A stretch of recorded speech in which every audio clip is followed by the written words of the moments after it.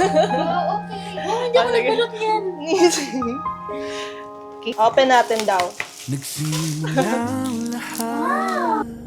Mami, sa wakas natupad ang pangarap nating kasal. At ito na yun, Mami, oh. June 20, 2026. Ngayong araw sa harap ng ating pamilya, mga kaibigan at ninong at ninang ng Diyos, pinipili kita at ng mga anak natin maging kasama kayo habang buhay. Salamat, Mami, sa pagmamahal, pag-uunawa at pagtanggap sa akin. Hindi lamang sa mga magagandang bahagi ng aking pagkatao, kundi pati na rin ng aking kahinaan at pagkukulang. Pangako kong magiging tahanan mo ako sa isang lugar kung saan ligtas kang mangarap, tumawa, umiyak, maging totoo sa iyong sarili. Aris. Thank you, kuya. Ken. Ito talaga yung nagsunog sa akin kanina ng balahibo eh.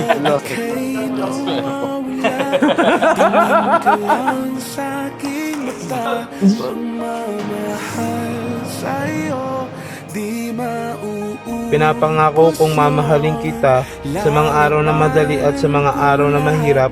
Sasamahan kita sa bawat tagumpay at hahawakan ko ang iyong kamay sa bawat pagsubok. Patuloy kitang pipiliin araw-araw. Kahit sa mga panahong hindi madali ang lahat. Dahil sa inyo natutunan kong maging matatag, mas mabuting taong at mabuting ama at mas maniniwala sa pagmamahal.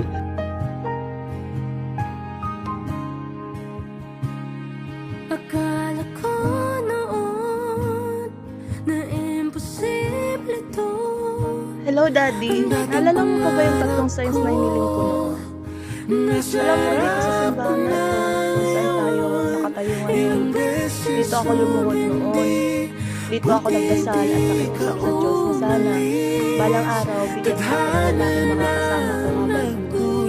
Isang tao na mamahalin ko ng buong buo at mamahalin din ako pabalik. Di ba't sinabi sa'yo?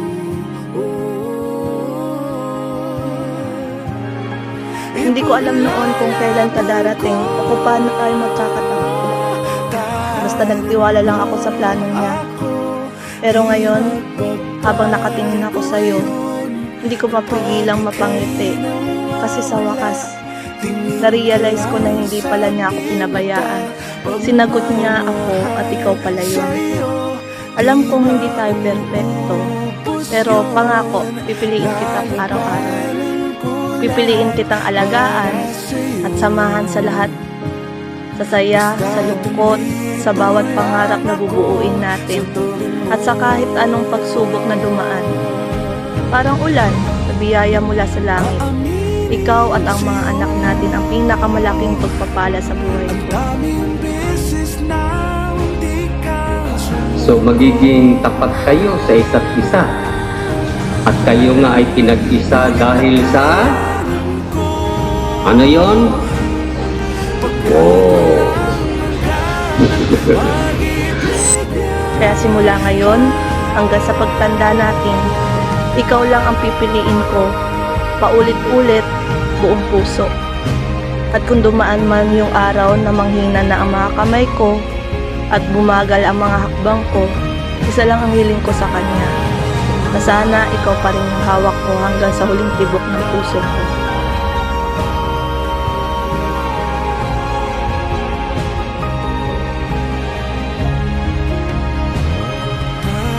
Hindi ko may papangako, Mami, na perpekto ang ating buhay, pero pinapangako kong hindi mo haharapin ng anumang laban na mag-isa. Magiging kakampi mo ako, kami ng mga anak mo, kaibigan mo at pinakamalaking tagahanga mo habang buhay. Ngayon at magpakailanman, ikaw ang pipiliin ko, Mami. Mahal na mahal kita. I love you, Mami. Sa lahat ng dinasal ko, ikaw ang pinakamagandang sagot ng Diyos. Salamat dahil ikaw ang naging tahanan ko.